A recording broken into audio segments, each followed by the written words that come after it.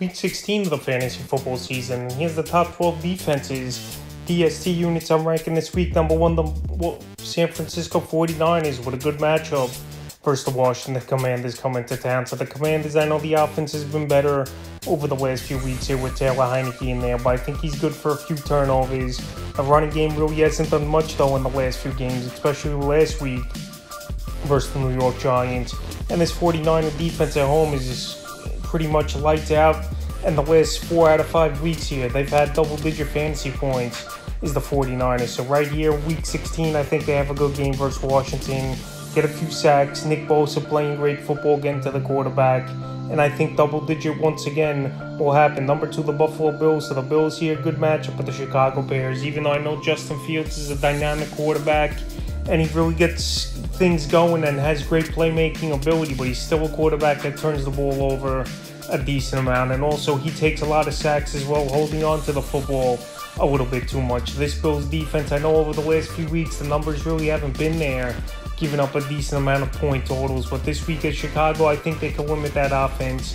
The weather obviously could be wet and windy over there in the Windy City, obviously, and I just think they could hold down Justin Fields to a decent amount of game. Fields will still get his, but I think the Bills get a few turnovers. And even on special teams, I could see them doing some damage as well. Number 3, the Baltimore Ravens. So the Ravens, a good matchup here, back at home after 2 road games in a row for this Raven team versus the Atlanta Falcons, who have rookie Desmond Ridder starting at quarterback. So last week, Ridder made his debut, and to be honest, I wasn't impressed with him at all. He was holding on to the football a lot, a guy looking to run a lot more than stretch the field and make plays.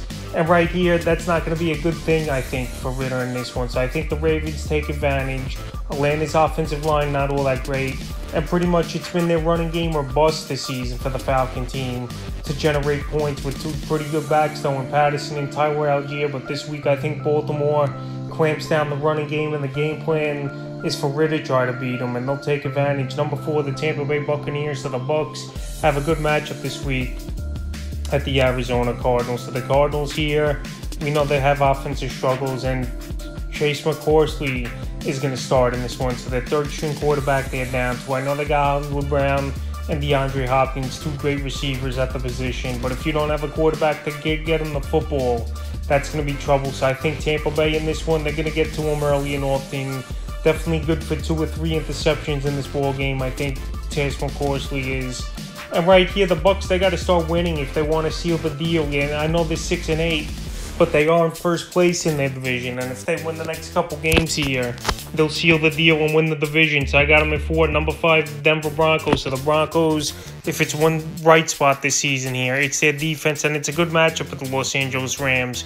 They give up the 2nd most fantasy points to DSTs on the season. So the Broncos still could rush the quarterback, still could make some plays in the secondary, especially with Surtain Jr.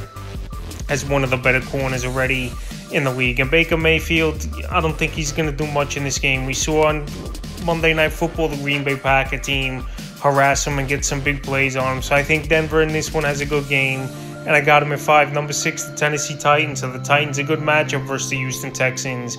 Even though the Texans have gave the Cowboys a run for their money, almost winning that game in Week 14. And then Week 15, taking the Chiefs to overtime and then losing. So right here, Tennessee might have their work cut out a little bit. But the bright spot for the Titans is obviously they held down that Los Angeles Charger offense in LA last week.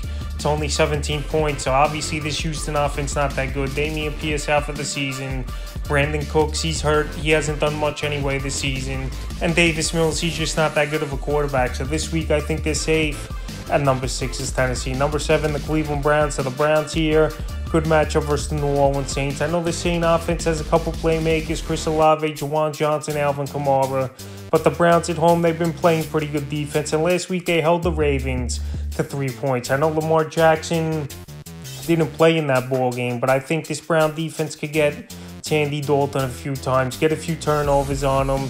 And I think we could see Myles Garrett in for a big ball game in this one. So I got him at 7. Number 8, the Cincinnati Bengals. So the Bengals defense last week single-handedly erased that Tampa Bay Bucs lead pretty quick in that one. Down 17-0 and then causing 4 turnovers and 4 drives in a row for the Tampa Bay Buccaneers. So this week here, the New England offense that obviously isn't that good pretty much Mac Jones is a game manager. They try to have him be. But Ramondre Stevenson's definitely a good running back that could carry that offense to an extent. But I think the Bengals go into New England, take care of business, and I think the defense will make a few plays, get a couple turnovers, and hold the score down, probably into the mid-teens, low 20s in this one. Now to number 9, the Los Angeles Chargers. So the Chargers, 1 week only use on defense. I know their defense really hasn't been good this season, but this week a good matchup at Nick Foles and the Indianapolis Colts. So once again, Matt Ryan bench, but this time obviously for Nick Foles. And this team's offensive line's in shambles. Jonathan Taylor out for the season, so they're going to go with Zach Moss and Deion Jackson at running back here as this Indianapolis Colts team. But I think on Monday Night Football, this Charger defense comes out, makes a few plays, and the Colts give up the most fantasy points to DSTs on the season. Number 10, the Philadelphia Eagles. So the Eagles go to the Dallas Cowboys in this one. This Eagle defense, one of the best units in the league, and a very deep unit as well, with a lot of depth and a lot of quality players in that front line and the secondary as well. So right now the Cowboys, I know their offense has been high-powered this season, but Dak Prescott, let's face it, he's a turnover machine for the most part. Ever since he came off the thumb injury, is Dak Prescott throwing at least 1 interception per game. So in this one, I think he's going to throw a crucial one in a big point in this ball game. And this Eagle defense, they're a ball-hawking defense, and they're a team that gets off to an early lead, and they dictate the ball game, with obviously teams chasing points. But if obviously Hurts out in this one, the game plan could be a little bit different. But right now, I still think this defense clamps down a little bit.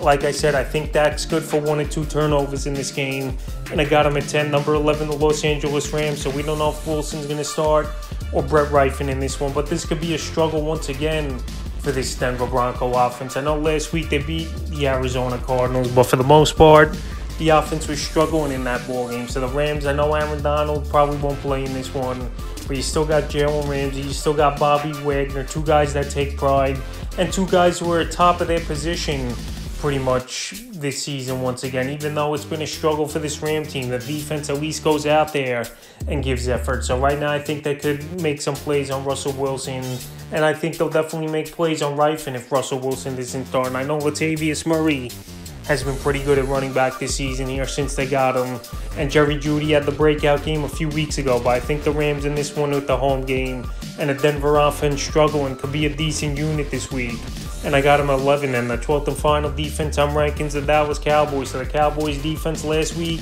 they got picked apart in the second half by Trevor Lawrence and Zay Jones of that Jacksonville Jaguar offense, and they were picking on Joseph in the secondary, was that Jacksonville Jaguar team. So this Cowboy team, I would move them up in the rankings, but I don't know for sure if Hurts is not going to play. If Hurts doesn't play, I think this Cowboy defense is a top 6-7 unit. But right now, number 12, if Hurts is going to play, he's a dynamic quarterback, definitely an MVP candidate, and a guy who causes a lot of trouble for defenses. So if Minshew is starting, this Cowboy defense bumps up, obviously, where I think they could have a monster game potential. And if it's Hurts playing in this one, this ceiling is pretty low. So I got him at 12, so that's the top 12 defenses I'm ranking here for Week 16 of the fantasy football season.